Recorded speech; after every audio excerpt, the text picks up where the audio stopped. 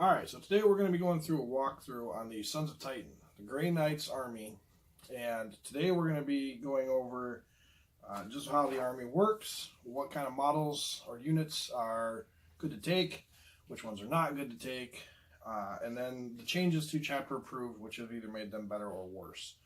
So first things first, the main thing you need to know about the army is the entire army is basically full of psychers. For those who already play Grey Knights, you already know what we're capable of. You also know that we do lack in some areas as far as psychers are concerned, mainly when compared to armies like Thousand Sons. So, there are some changes to the army that have made them better through chapter approved, namely the points cost reductions throughout the army.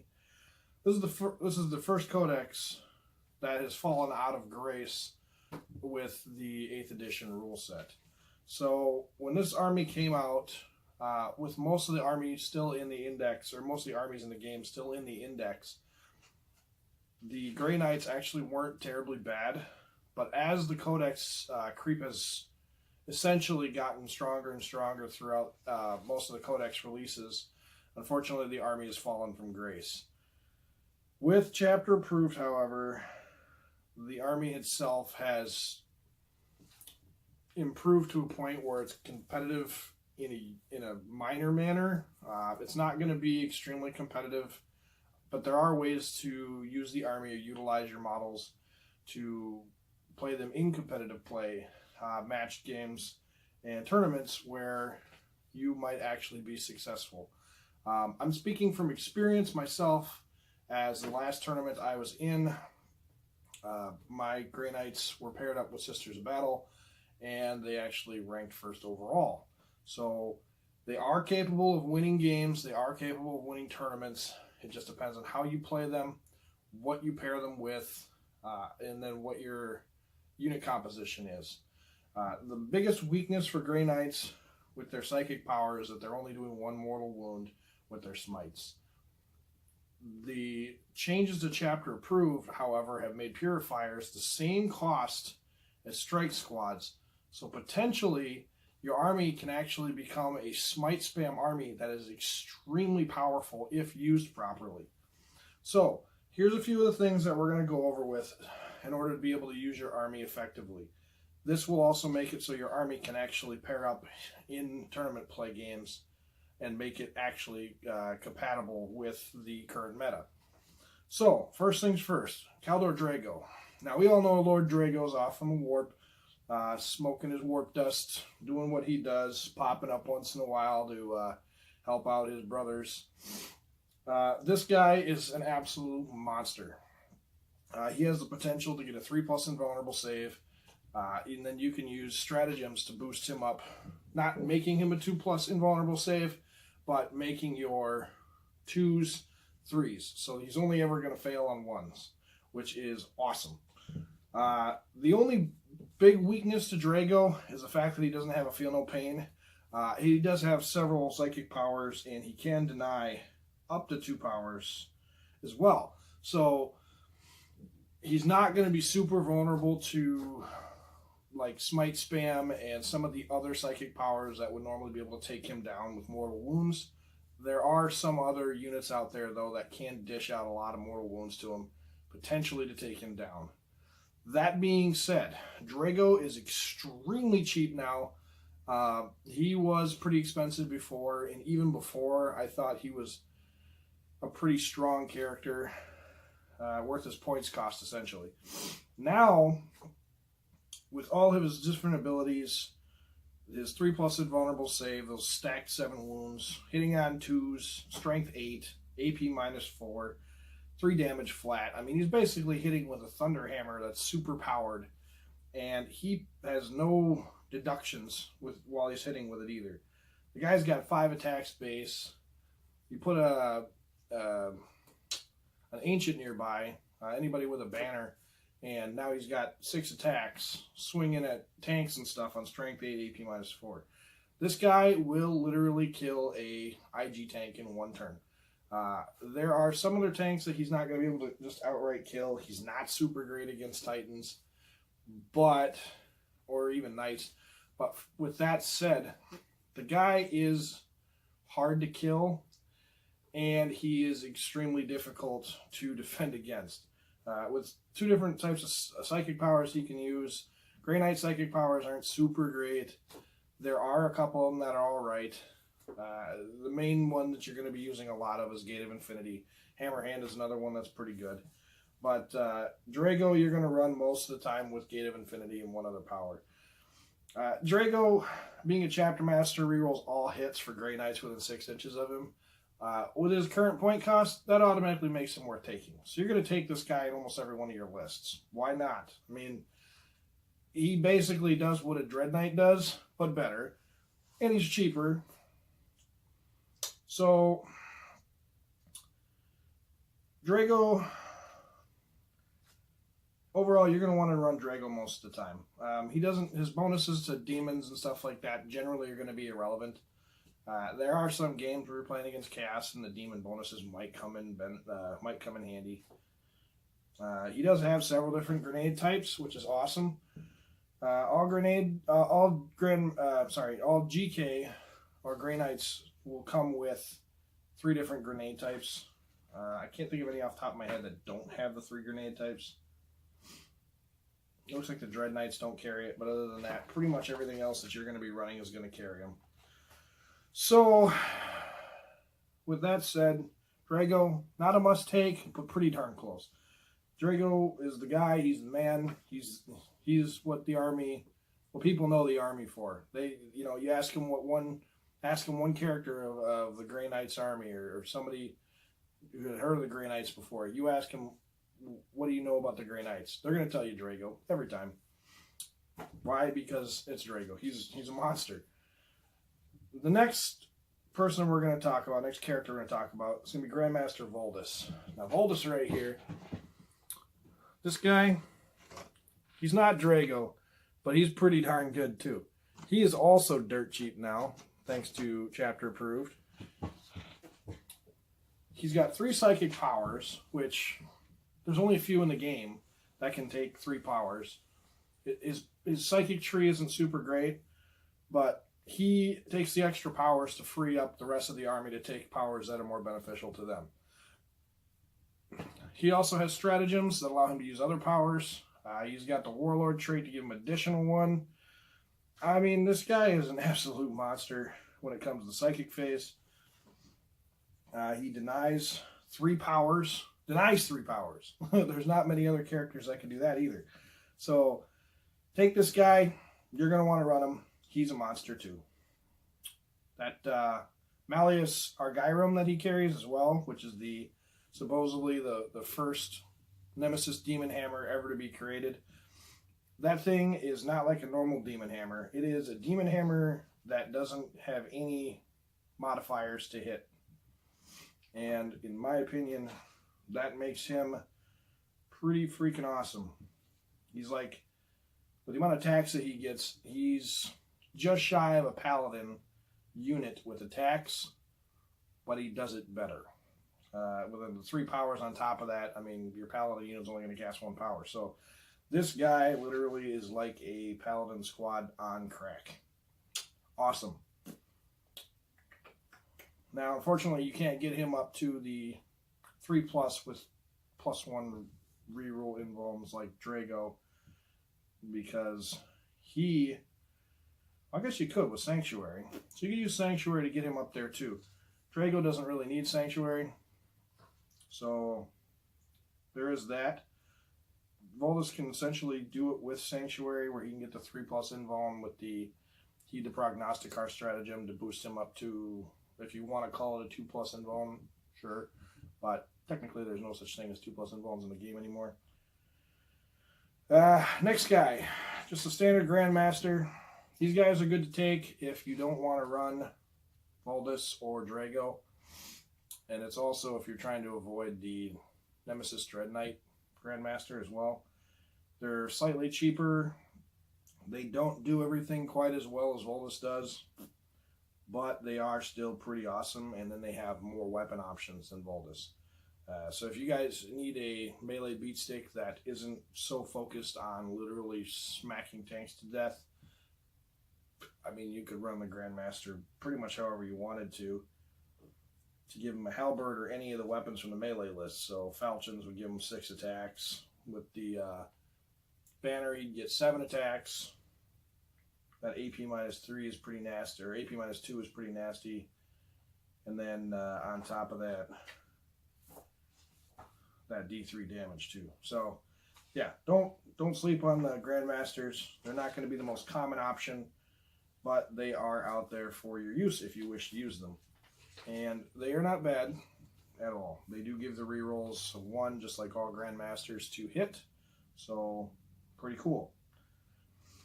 Next on our list is the big one that a lot of people love to take. Not only because Dreadknights look freaking awesome. Some people would disagree because of their baby carrier status, but as far as models go, they are a pretty unique and very cool looking model in the game. Dreadknights are awesome. And this is not just a Dreadknight. This is the Grandmaster Dreadknight. So, the Grandmaster and the Dreadknight gets the 3 weapon options just like normal. Generally, you see a lot of people are going to be running this guy with a silencer and a side cannon. You can take the incinerator, but he's always hitting on a 2+ anyway until he starts degrading. So unless you're afraid of him degrading, don't take the incinerator, especially because of how expensive it is. It's very pricey compared to the other 2. I think actually I want to say they did drop it a little bit, but maybe it was one of the other weapon systems. Either way, the incinerator is kind of a so-so weapon. If you're going to run the incinerator, you're going to be running it on the regular Dreadknights more often than not. Another thing you got to know when you're taking a Grandmaster is you got to take, you get the fist normally, but then you got to take the sword or the hammer. Now, the sword, it's a little bit more random. It's still going to do essentially the same thing the hammer is going to do, except the hammer gives you -1 to hit, with the difference of the fact that at minimum, whenever it wounds, it's doing 3 damage at the least. D6 damage overall with no reduction with the sword. There's a toss-up there. I mean, some ways you might want to take the sword over the hammer or vice versa. It really just depends on what you prefer. I modeled mine with a sword just because I think they look better. That being said, the hammer I ran, I think I got them. They are magnetized, so I can swap out with a hammer too, but generally you're going to be running one or the other, whatever your preference is. The hammer is still pretty awesome. It's a little like 5 points more expensive or something like that. So it's not. They're both good. They're both awesome. Whatever you choose, it's still going to work out for you most of the time. The main thing you want to do with the Dreadknight is make sure that the Dreadknight gets there, gets into combat, and does some damage. It's funny, actually, how surprisingly good these guys are at shooting.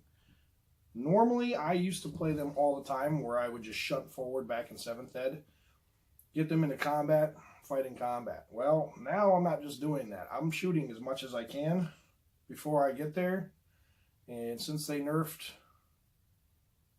the ability to Alpha Strike, they nerfed the ability to Deep Strike them until turn 2 now. Running them on the battlefield, starting them in your deployment zone, and then running up the field potentially is not a bad option anymore. They do die pretty easy still in some cases, mostly because of the fact that they're a vehicle. It's unfortunate. I don't know why they're listed as a vehicle. I kind of wish they were more like a battle suit, has a separate type of option or whatever. That didn't count them as the vehicle, but in this case they are the vehicle. We don't have that option, so you're not going to want to literally just throw this guy into the fray and hope he makes it. You're going to want to protect him. Generally, you're going to be trying to cast Sanctuary on him and whatever you can to try and keep him alive. These guys, they suck up so much fire, it's unbelievable. So with these guys, you just want to shoot until you get there, charge in, go all out, fight with these guys as hard as you can until they finally drop. They get 2 psychic powers, just like any other Grandmaster. Gate of Infinity, Hammer Hand, I don't know, some of the Smite, Purge Soul, Vortex of Doom, whatever. throw something on them, just make sure they're doing as much damage as possible and trying to be as defensive as possible until they get there.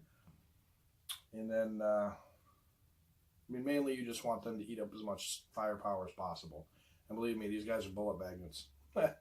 They spend more time actually soaking up fire than actually doing any damage themselves. So it is what it is, but they're cool models and they're fun to play with. So Grandmaster Nemesis Dreadknights, thumbs up. Okay, next guy on the list, Castellan Crowe.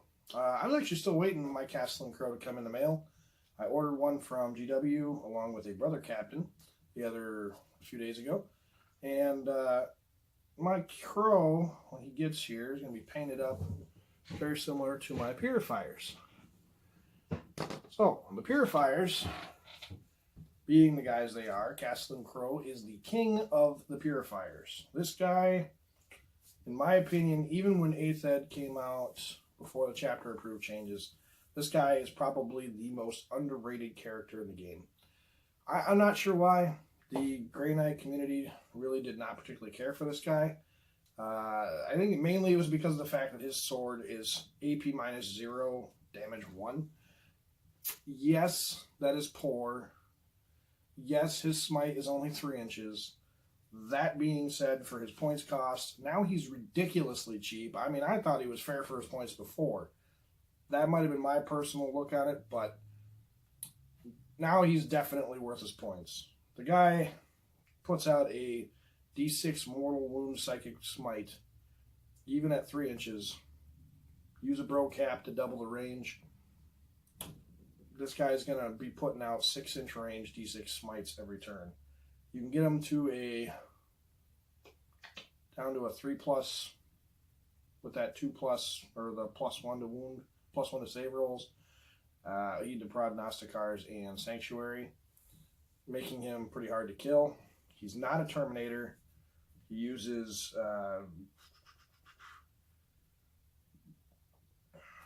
runic armor, I believe.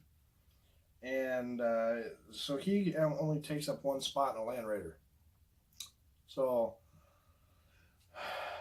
Crow doesn't have the teleporting like the Terminators do, but he doesn't need it. If you really, really want to put him in teleport, you use the Teleportarium Chamber Stratagem, and you can drop him that way. You know, it's not a big deal. Or you can use Gate of Infinity to get him there. Why not do it for free, right? So, the guy's a Master Swordsman. What can you say about him? Every one of his stats is great for a Space Marine. Got 5 wounds, 5 attacks, hits on 2s. He's only hitting on 4s, 3s, and 5s most game. I guess 6s against toughness 8, but you're not really trying to tank hunt with this guy. This guy is a chaff killer. He is a chaff demolisher. This guy, I don't know exactly what the number was, but when I totaled up what his potential damage per turn can be, if all the situations fall into line perfectly, he can do something like 50-some wounds in a turn, 54 or something like that. This guy is absurd. He gets 2 psychic powers, so you can do whatever you want. Take Sanctuary on him if you want, but I generally run him with Purge Soul or Vortex and his Super Smite. So the Super Smite, you're going to run up there, use a Purifying Flame power, do those D6 mortal wounds, and then on top of that, you can throw down Purge Soul or Vortex to do anywhere from, I don't know, I mean, I guess it could do 1, it could do 6 mortal wounds. So in theory, he can do 12 mortal wounds in best case scenario just with psychic powers alone. That's pretty absurd. So he's also pretty insane. He's kind of like, he doesn't have a Feel No Pain, but he's got a 4+ Emblem. You know, he's a Master Swordsman, so he rerolls all hits and wounds.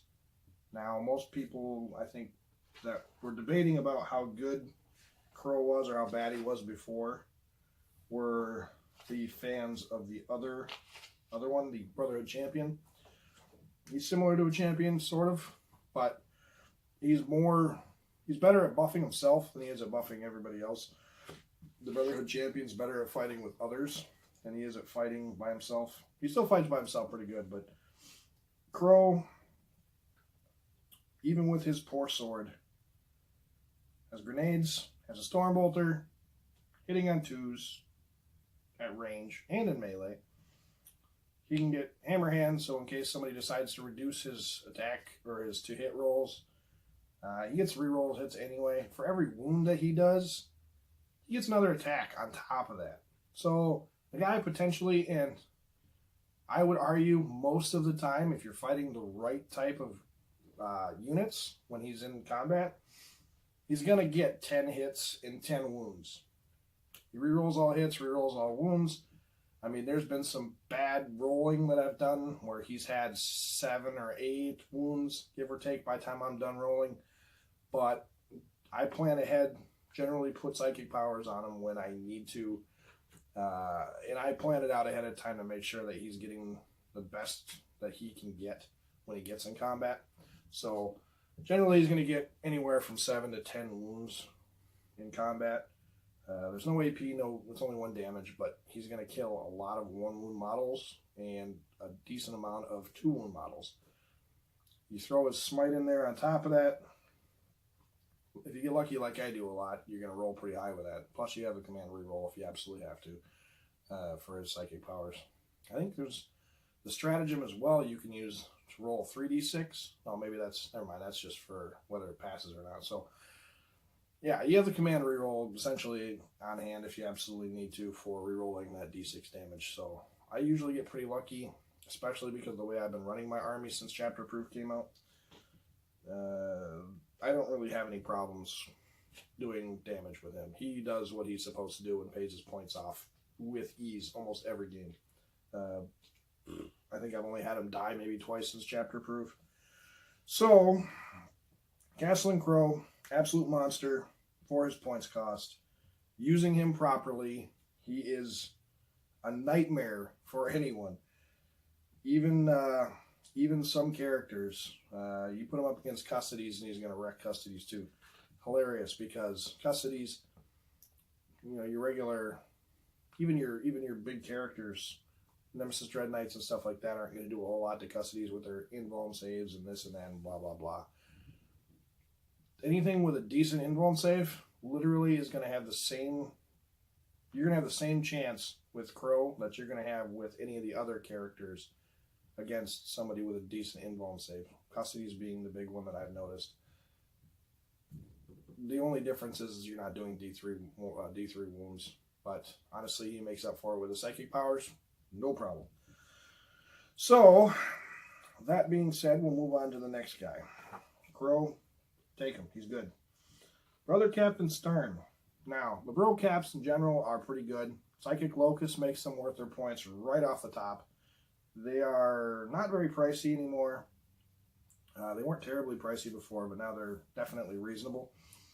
Well, Stern, you can't really make him. He doesn't have any real options or anything like that, but he does have the Strands of Fate bonus. He's got the sword. The sword's pretty decent. It's not the best Nemesis Force weapon, but he also has the Strands of Fate rule, which makes him so he can re-roll a single failed hit or wound roll or single failed saving throw for one of their models in their next. Oh, sorry. Re-roll single failed hit or wound roll or failed save roll for him. But then your opponent in turn, on their next turn, gets to do the same thing. So it's unfortunate that it works that way. I kind of wish it was just the one, not the other, but it's a trade-off. So if you need Stern to survive for whatever reason or need to do that last wound, he can do it. Pretty good. So he gets 2 psychic powers. Your regular Brother Captain only gets 1, so that is another difference there. He only denies 1, and then your Brother Cap only denies 1 as well. So they're pretty close, and they're very similar in points. I think Stern is actually cheaper now, let's say. I could be wrong, but I think he's actually a little cheaper. Anyway, so Psychic Locust, like I said, is really what you're taking them for. The options to switch up weapons. Generally, I run mine. He's in here somewhere. I'm not sure. There's one of these guys in here, somewhere with a hammer. Anyway, so I run mine with a hammer. Generally take them that way. Try and get him in close combat. But I do try and keep him protected too. That Psychic Locust, as long as that's up and going, your army's chugging along. It's going to be doing pretty good. So try and keep him alive. Do what you can. Generally, you're going to want to try and utilize the character rule as much as possible to keep him safe. Keep units in front of him, whatever you got to do. So, yeah, brother captains are good. Don't make sacrifices out of them, though. They're not martyrs. They don't do that as well as Sisters of Battle do. Okay, next up, Librarian. Now, this guy is a toss-up. The Librarian is a very interesting model for Grey Knights, namely because of the fact that they technically can't use Storm Shields, and after the rewarding through a lot of stuff, there may be a case where you could argue that they can use Storm Shields. I would err on the side of reason. Generally, just stick with the fact that you probably cannot use Storm Shields. So I don't take mine with a Storm Shield, even though it would be fun to do so. But they get a 5+ and won't save normally. So they're a Terminator. They get a Psychic HUD. Keep them within 12 inches of a Psyker, and you get a little bit. You get the +1 to deny, so that's pretty nice. You can gear them however you want. Essentially, you can boost their powers so they normally cast 2, but you can boost it so they can cast 3 with stratagems or warlord traits or whatever you need to. These guys are basically a substitute for the Grandmaster. They do stuff a little better than some of the other characters do, but they are what they are. They're pretty good. I use them once in a while. And generally I run mine with a hammer too. So it's really up to you. Not much else needs to be said about them. I guess their main deficiency is that they're just not super great in close combat. They only get 3 attacks. So it's up to you whether you want to take them or not, whether or not they're worth the points to you. So beyond that, Tech Marines, next guy. I believe that's the last character. No, there's 2 more characters. Tech Marines, if you're going to be running tanks with your Grey Knights, they might be worth taking. They're a cheap option for HQ. So they got a lot of cool little weapons and stuff like that. They can do stuff that they can do. Regenning wounds and stuff for vehicles. And they also have a Psychic power, which Tech Marines aren't supposed to have. So Psychic Tech Marine. All right, cool. Don't take them. Take them. It's up to you. They're cheap. Whatever. Next guy, Chaplain. A lot of people want to like this guy, and they make a lot of reasons to use him. I do know he gives failed reroll hits in the fight phase, so kind of okay. But with Draigo in the army, why are you running the Chaplain over this guy? Draigo's gonna run. He's gonna run your army way better than your Chaplain is. He takes the Chaplain, kicks it into full gear, and he absolutely wrecks stuff. Chaplain can do some damage. They're alright. They got a Corrosius Arcanum. I mean, everybody knows what Chaplains do. They're just a slightly better, kind of a better version of them. I just don't think they fit with Grey Knights as well as they should. They don't. There's really no reason to use them. That you don't really need the leadership. The litanies, the reroll hits. Draigo does the same thing, so just take Draigo. Sorry, guys. Next thing, Brotherhood Champion. Now, Brotherhood Champion, prior to Chapter Approved, was kind of the go-to cheap character slot. He's still pretty good. You get the Nemesis Force Sword, so the AP minus 3d3 damage. He's Strength 4, though. Hammer Hand could boost that if you really need to. Oh, another thing I didn't mention about Crowe, too, and this guy has his Heroic Sacrifice. So when they both die, they both get to fight again. Well, if they're in combat. So as long as they're in melee range, pile in, fight again. Then you can pull them off the battlefield. Brotherhood Champ only gets 1 power. Crowe gets 2. Crowe's really cheap. Brotherhood Champion's pretty cheap. Perfect Warrior. At the start of each fight phase, you can choose a combat stance. If you choose the blade or the sword strike stance, you add 1 to this model's wound rolls. It's pretty nice. Pairs in unison pretty well with Hammer Hand. So, plus if you take the Warlord trait, +1 to wound. I believe he gets +1 to wound rolls as well. So, theoretically, you could be hitting on 2s against almost everything except for toughness 8. So, yeah, pretty good. The Blade Shield stance gives +1 to his saving throws for the phase. It's only for the fight phase, though, so I don't know. They're alright. They're pretty good. But, in my opinion, with the reduction to Crow's point costs in Chapter Approved, I would rather run Crow. I mean, I liked Crow beforehand. Maybe I'm just that guy. But the Brotherhood Champion's just not on my radar as far as taking him in my lists. There's just other characters I like taking instead. So, next thing, Terminator squads. We're moving to the troop choices now. So Terminators, they got cheaper. Okay, this is game wide now, so all Terminators have essentially been reduced in points. The odd thing about our Terminators is they're slightly too expensive still. I think if they changed them so you could get maybe another attack or two in close combat, maybe you could make them worth the points. But honestly, just don't take them. I mean, if you really, really, really want to run Terminators, go for it. But if you're going to take them in competitive play, don't take very many of them. Yeah, I mean, you got to have a minimum squad of 5, which is really ridiculous, considering Paladins can be taken in 3-man squads. If you take Terminators, 1, 2, 3-man squads, they're troops, so they could make it work, I guess. Yeah, I mean, you could make it work, but, you know, holding objectives and stuff, they'd be kind of hard to kill. But you're generally not going to want to run them. So that's really my opinion on the matter. It's up to you how you want to run them, if you want to run them or not. There are things you can tinker with to make them better. We got psychic powers to do it. We got the banners and stuff like that. So in my opinion, we're going to want to stick to souping it up with other armies with cheaper troops, or you're going to want to run the strike squads, which we're getting into now. So, Grenade strike squads. Now, just like almost any other unit in this army, the Justicar, the Paragons, whether it's Strike or Terminator, it doesn't matter. They can run a hammer, and they are pretty good. They are the better for it. Mainly because hammers are a little expensive, but when you're stacking that banner on there, 3 attacks with a hammer is pretty useful. Even 2 attacks is still pretty decent. The -1 to hit is kind of a pain, but if you keep Draigo nearby, getting the rerolls to hit is kind of nice. It kind of makes up for it. So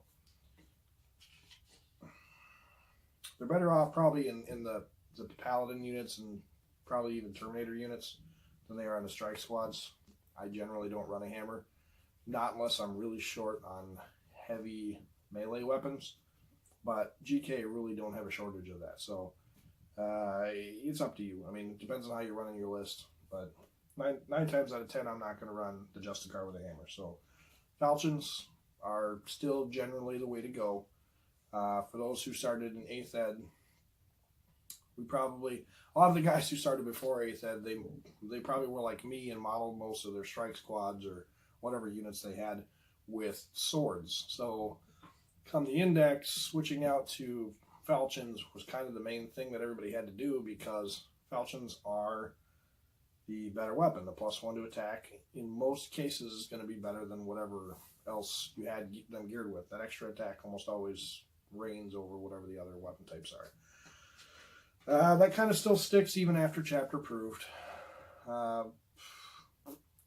Namely, it's just because the weapons are all the same cost, the exception being the hammer. So you can take the other weapons, but I wouldn't recommend it.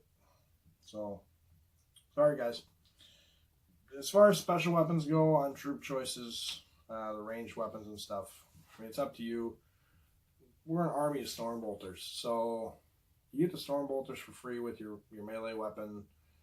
I don't see any good reason to swap them out, namely because most of our special weapons are kind of mediocre. I mean, there are ways you might be able to justify them, but in my opinion, stick with just the plain Jane Stormbolters, your pair of falchions. You'll be good to go. That's really all you need. So, That's it for troops. Unfortunately, GK don't get a whole lot. So we do get quite a few elites though. So moving into the elite section, the apothecary. I like to run my apothecaries with relics. Not everybody does. Pretty awesome black painted dude right here.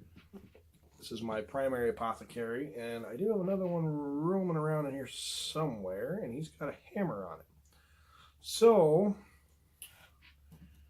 yeah, he's right there. So my apothecaries, I run with the two relic types. There's the halberd relic. It's called the soul glaive. It is a pretty nasty weapon. The strength isn't super great on there, but rerolling fail to hit and wound rolls on the apothecary, which generally can get, I think, let's say 5 attacks. Yeah, 5 attacks with a banner nearby. So, strength 5, AP -3 with D3 damage.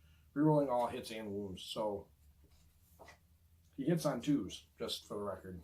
No deductions. So, yeah. Soul Glaive's pretty awesome on him.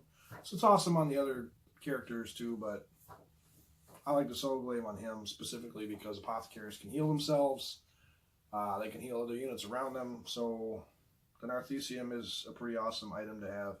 Just make sure you pass that 4+ roll. That way you get your guys back, heal your guys up, whatever the case is. You don't want to be stuck without being able to do any other actions for the remainder of the turn. So make sure you pass that roll, all right? The other weapon was the Destroyer of Chrysalics. The Destroyer of Chrysalics gives you -1 to hits, which is unfortunate, but it is a 4 damage relic weapon. It is a hammer. Hammers are already awesome as they are, but this one does 4 damage. So you get a lot of attacks with a single model, and you throw that at them, you're going to be hitting like a Mack truck, and you're going to tear down a bunch of stuff. So they're like Draigo, where they can essentially pop a tank in a turn, assuming they get there. I've had bad luck with mine, unfortunately.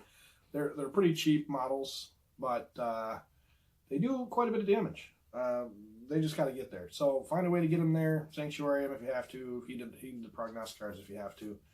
Whatever you got to do to get them to where they're going if you're taking the relic on them. If you want to keep them cheap, so be it, but utilize the character rule with them as much as you can. That way your opponent's forced to shoot elsewhere. And then utilize that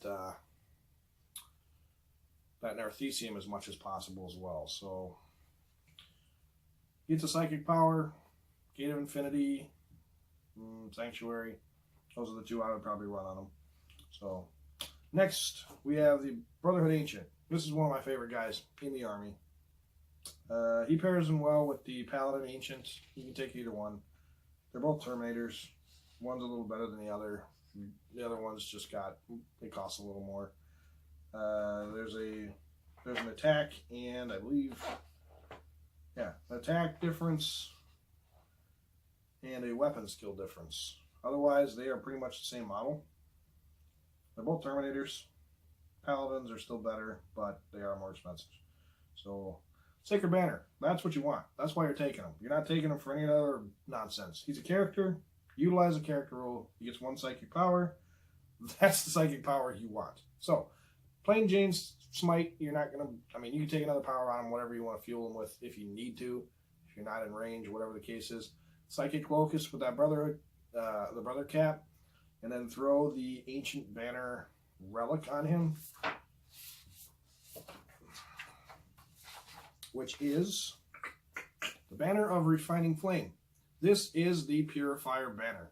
Now, it turns your Psychic Smite into a D6 Mortal Wounding Smite on 6-inch range. That's twice the range of a Purifier or Castellan Crowe. Now, Psychic Locust doubles that range, so now you got a 12-inch range D6 Smite. You can deep strike this guy.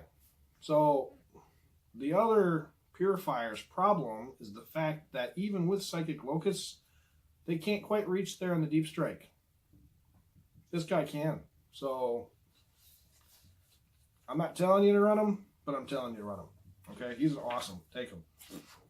Take that relic banner, pay the points for it, whatever you got to do. CP is irrelevant compared to that. That banner you need to have. So run it. Run the Ancient. It doesn't matter which one, Paladin or the Brotherhood, Terminator, whatever. It doesn't matter. Just pick one, run it. It's good. Their points cost, irrelevant. They're going to pay their points cost back. So I'll go over my fun combo here a little bit. That's been talked about on Facebook and some of the other stuff. But because I've been playing my army in the index version of it, I should say the index version of it, since the Codex first came out prior to chapter approved. So we'll go over that in a little bit here, but combos you can use that are pretty nasty for these guys. Paladins. Okay, Paladins, they are overall my favorite regular, like, group type unit in the Grey Knight army. Paladins, they just do what they're supposed to do, and they do it well. They are slightly worse than the Custody's characters. They are cheaper, though. Now, Custody's still do what they do better, but we have psychic powers. They don't. So, take the good with the bad. I run these guys either with hammers or I run them with halberds. At some point, the halberds get better and become better than swords. Or, falchions. So, halberds are generally going to be what you're going to run on them most of the time. Hammers, if you got the points to pay for them. I like taking them both ways. They're pretty freaking awesome. And then if you take them with a Paragon, Paragon really beefs it up and makes the hammers worthwhile because they're hitting on 2s normally. So that -1 puts them at the same rate as all the other Paladins at a 3+. So Kaldor Draigo nearby, rerolls all hits. There you go. You got yourself a absolute monster squad. So 5+ normal save, or sorry, 2+ normal save, 5+ invuln because they're Terminators. They only move 5 inches. Gate of Infinity or Deep Strike them, whatever you got to do to get them there. They got Storm Bolters. They got Psychic Powers. They got Grenades. But their biggest boon is close combat. So they're going to wreck most stuff when they get there. They do have a lot of attacks in melee, so especially when paired with that banner. So yeah, definitely get them there. Definitely consider taking these guys in your army when you're writing your army lists. So we already went over what the Paladin Ancient does. It's just basically a better version of the Brotherhood Ancient for slightly more points. It's up to you whether or not you want to take them. I don't know. I mix it up. I have both. It doesn't matter to me. Next, we have the Purifier squad. Now this is the one that I really wanted to get to because the Purifiers are where it's at right now. Since Chapter Approved changed, Purifiers cost the same amount of points as Strike Squads. They have the D6 Smite, just like Crowe does. 3 inches, unfortunately, but they do have Psychic Locus with the Brotherhood cap nearby, or the Brother cap nearby, to boost that to 6 inches. So there is potential there. Hard to get them there, yes, sometimes. We'll go over the combo with them. You know what? Never mind. We're in the Purifiers. This is generally where it's at anywhere. We'll just go with what the combo actually is. So, you take 2 squads of 5 Purifiers, right? So that gives you 10. A Land Raider Crusader gives you 16 slots, a bunch of bolter-type weapons, some other shenanigans, weapons, meltas, stuff like that you can take. But you take the Land Raider Crusader, 16 slots. 2 Purifiers, 10-man squad, or 2 5-mans. You can even take 1 10-man, I guess, and then split it into 5 combat squad if you need to. Either way, fill up slots, Purifier squads in the Land Raider, right? So now you got 10 guys in there. You got 6 slots left. You take the Paladin Ancient or the Brotherhood Ancient, you stack him in there. That takes up 2 slots. So now you're at 12. You could take Draigo if you really wanted to, I guess. But you still got 4 slots left. You're going to take Crowe. Takes up 1 slot, okay? And then you're going to take the Brother Cap, okay? Brother Cap, Psychic Locus, throw him in there. Now, in that tank, you have 4 D6 Smites that you're going to be throwing out on the enemy on turn 2.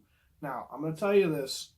This is how you do this. You take that Land Raider, and you Gate of Infinity that Land Raider to your opponent's face on turn 1. You pop smoke with the Land Raider turn 1. I guess if you really want to, and you absolutely want to get that extra shooting off, go for it. Shoot away. Have fun. Okay, popping smoke gives you the -1 to hit. Keeps Land Raider alive a little better. Land Raiders don't have an invuln save, so against big knights and stuff like that, the Land Raider is going to go pretty fast, especially if you're going up against an opponent with a lot of anti-tank. So you can Sanctuary the tank, and with Gate of Infinity, technically with the way the rules are still set up, you still can keep boons or anything like kind of auras that would, even powers and stuff like that, that boost the abilities of a unit. When they Gate of Infinity, even though they're leaving the battlefield, because of the way the FAQ is written, they can still technically keep all that stuff when they teleport. So now you're giving yourself a, I believe Sanctuary puts them at a 5-up invuln save with the stratagem.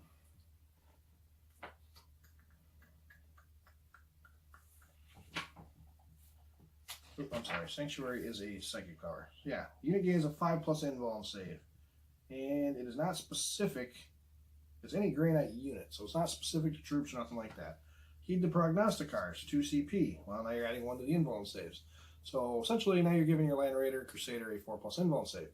It's a good way to keep it alive. It's not going to make it impossible to kill, but it's going to make your opponent put a lot into it if they really, really want to kill it. So, you can scare the living crap out of your opponent by putting up to 16 slots worth of models in that Crusader, teleporting it to the front of the battlefield at your opponent's edge.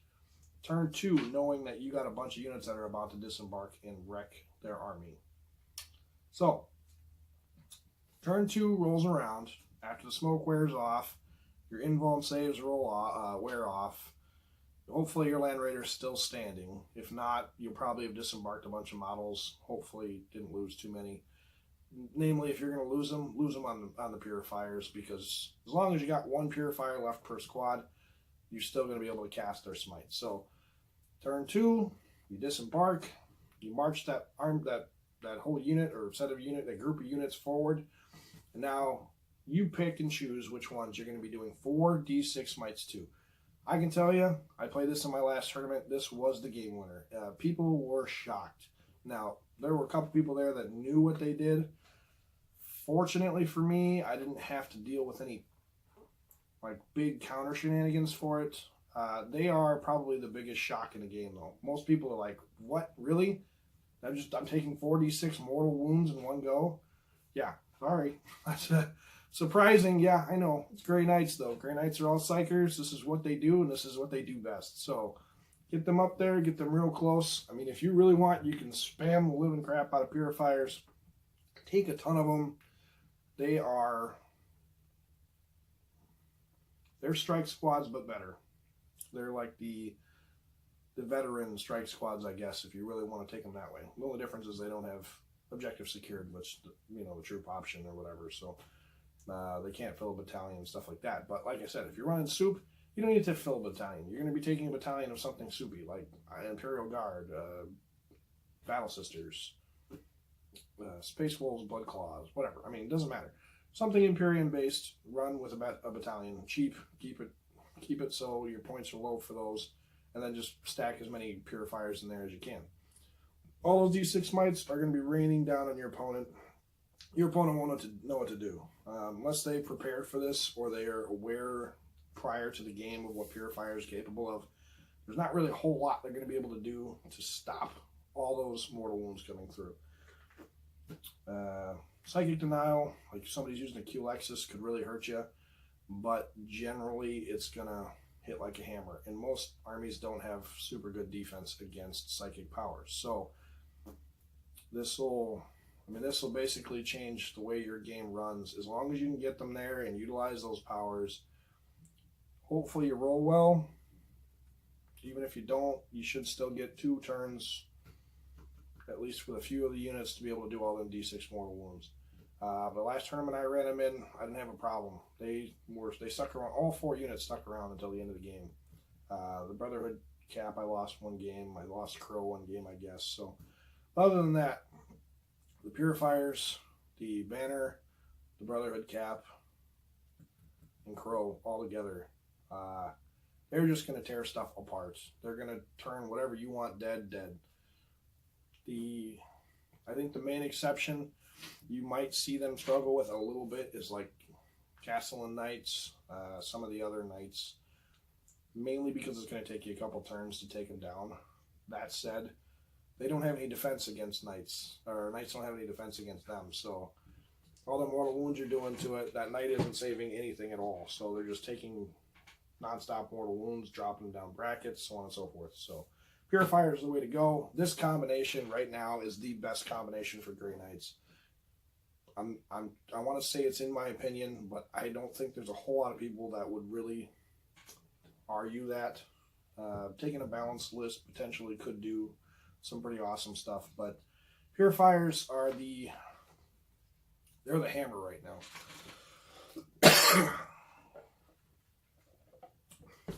So, with that said, we'll move on to the next unit. You guys are aware of how the combo works now, so use the combo. You might not win every tournament. You might not win every game. Once your opponents figure out how that combo works, they'll figure out ways to counter it. You don't want to use it a whole lot just because of that, but like I said, they are a shock troop. They will show your opponent that Grey Knights are not weak. Or not as weak as people seem to make them out to be. So, anyway, next on our list, Dreadnoughts. Dreadnoughts are Dreadnoughts. They're like Space Marine Dreadnoughts. There's not really a whole lot of difference. They have psychic power. I'm not terribly thrilled with them, okay? I'll be honest here. Dreadnoughts aren't bad, but regular Dreadnoughts are not the way to go. If you're going to run them as Venerable Dreadnoughts, or run them as the Doomglaive Dreadnoughts. I have my converted Doomglaive right here. Pretty little halberd blade on him. He's got this cool fang fist, whatever. I like my Doomglaive. I don't use them a lot. It's pretty offensive in melee.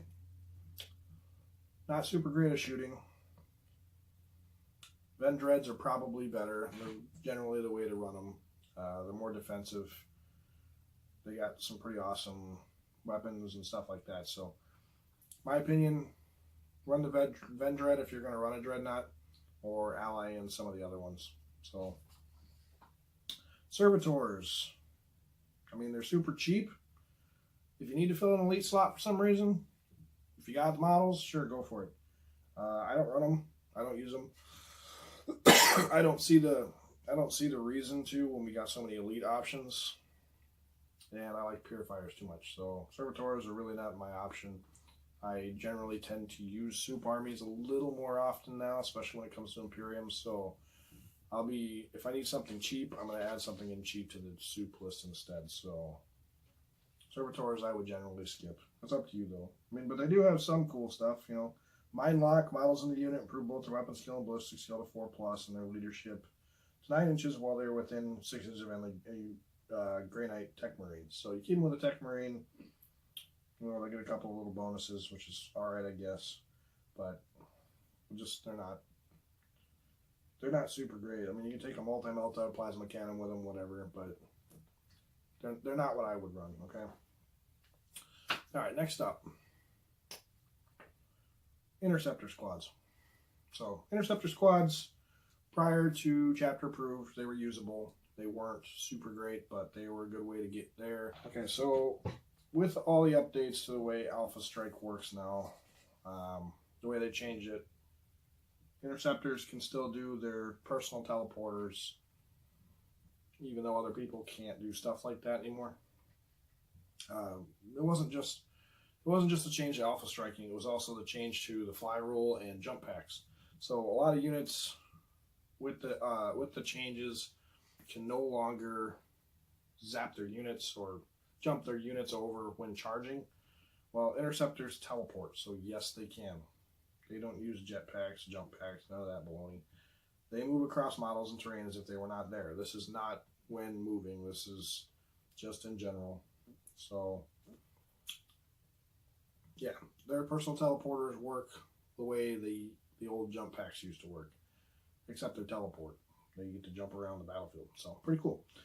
Interceptors are pretty good. They're a little more expensive than the strike squads, purifiers, so on and so forth, but they are a pretty good shock troop. And if you really need to get a unit in close combat really fast, or get them to an objective really fast, they're a good unit to take. I generally run maybe one unit of them.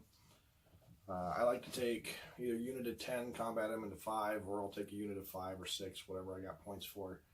They are my favorite unit for snagging objectives last minute. So yeah, I mean, I wouldn't say ignore them. I wouldn't say run them, but if you want a unit to get somewhere really fast, if you want a unit that essentially performs the job of a regular strike squad, but does it faster,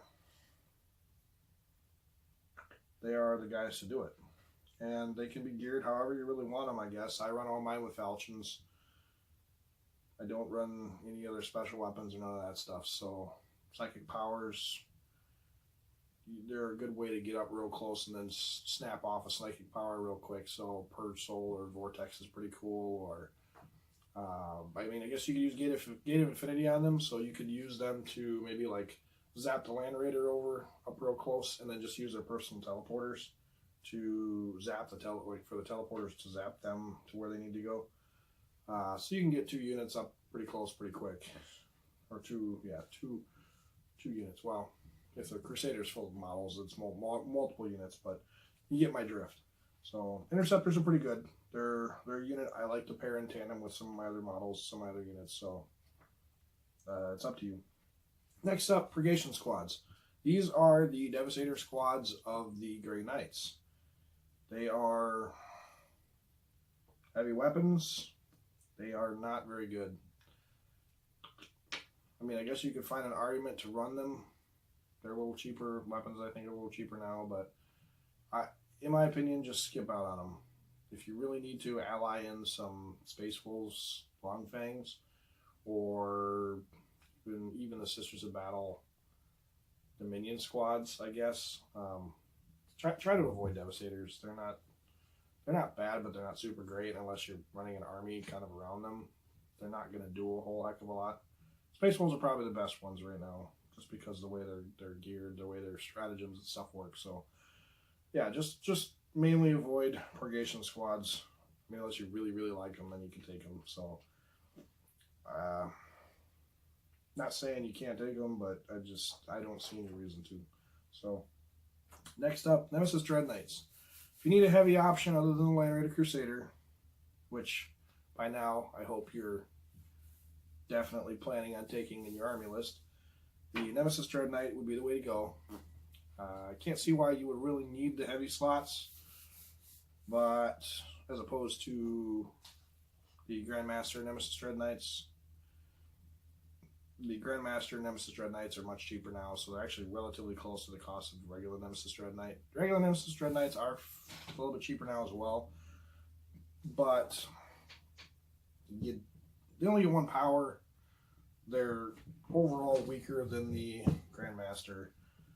Try and fit the Grandmaster, and if you can't, take the Dreadknights. And if you're going to run the Dreadknights with the Incinerator and I guess the Psy Cannon, maybe. I guess it's really up to you. Psy Cannon or Silencer, one or the other. The Incinerator is going to be better for them just because their ballistic skill is a little bit weaker. It degrades quite a bit worse. So 3, 4, 5, depending on their bracket. So Incinerator is going to be that super flamer, 12-inch range, heavy D6, strength 6, AP 1, -1, 2 damage. So with an auto hit weapon, you can completely ignore all that shenanigans with trying to hit them. This will be great against units that are like Hemlocks, other low toughness, invuln save, -1, -2, -3 to hit type models. This gets around that. I mean, it's short range, 12 inches, but it does skirt around all those shenanigans. So Incinerator's the way to go with them, and then one other weapon. And generally, I guess you could run them with a hammer. Because of the fact that their weapon skill is 3+, though, I'm not going to run them. I'm going to run them with swords. Swords, I mean, I guess you could try and justify running fists, but that -1 to hit with a hammer is just too much, in my opinion. With the fists, you get an extra attack, so that beefs them up to 5 attacks apiece. But it's D3 damage as opposed to the sword being D6 damage. In the wash, it usually works out with the sword being better overall. So, sword is the one I generally run on them if I'm running just straight regular Dreadknights. So, it's up to you. Okay, so Land Raiders. There's the God Hammer, just a standard plain Jane vanilla Land Raider. It's got the 4 last cannons, the other shenanigan weapons, and I think it's got 10, yeah, transports up to 10 Grey Knight models, 5 Terminator versions. The God Hammer is okay if you're going to take like a Paladin squad or something like that, run it. If you need some heavy weapons, it's not a bad option. But generally, Land Raider Crusader is the way to go. So there's also the other option, the Land Raider Redeemer. And then there's the Forge World one that we get to. I don't remember off the top of my head. But anyway, so the Flamestorm Cannon and the Land Raider Redeemer, if you need some auto hit stuff, that, you know, it's only 8 inches, but has potential. And you got the multi-melta just like you have on the other two. So Twin Assault Cannon's pretty nice too, you know, but the Crusader gets that. So I'm going to tell you most of the time, the Crusaders being the cheaper of all the different Land Raiders, run the Crusader. Run the Crusader most of the time. Just the transport options are better. You're not limited to 5 models in the unit when most Grey Knights are Terminators anyway. And then I think the other one we get is a Land Raider Prometheus. That one has some potential as well, but personally I still like to stick with the Crusader. So that's the way to go. So we can take the Razorback, the Rhino.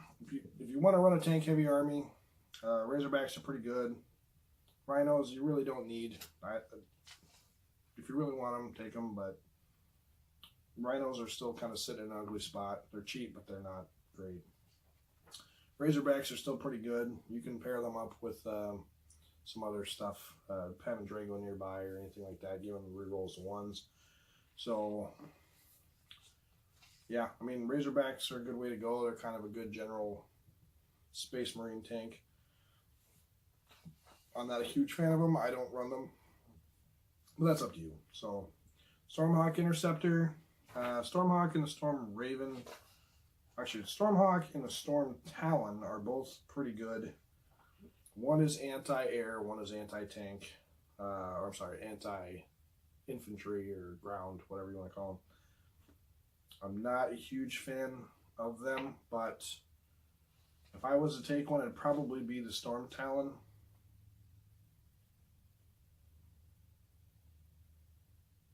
Just because of the strafing run ability. The strafing run gives them the +1 to hit rolls and stuff, so you know, they're hard to hit. They're a good flyer. They're not bad overall. They're not super expensive, but I'm not a huge fan of them. So Storm Raven, they're pretty good. They're still pretty good. They're not great, but they're still pretty good.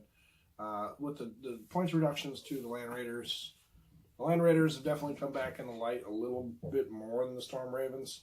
Storm Ravens were kind of the go-to tank of the Marine armies a little while back. There was a couple armies that used them pretty religiously.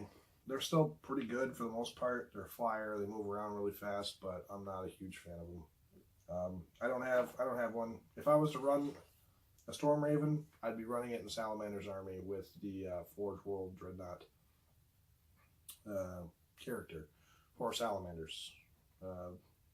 I don't remember, was it Vulcan? One of the Vulcans. Anyway, so that's pretty much all there is to know about the Grey Knights units. Their armory, their weapons still need some work. The falchions, the hammers, the Dreadknight swords, those are all good. Halberds are useful. They're not super great, but they're pretty good. The swords and the staves, pretty mediocre, mainly because like the staves only give you the +1 to save in the fight phase. They'd be better if it was just overall, then they might be worth considering, but not a huge fan of them. So there you have it, a complete walkthrough of the Grey Knights army, how to use your units, which units are good, which units are bad. So thanks for watching Blue Shock Studios in the Mind of a Warboss. We'll see you guys next time.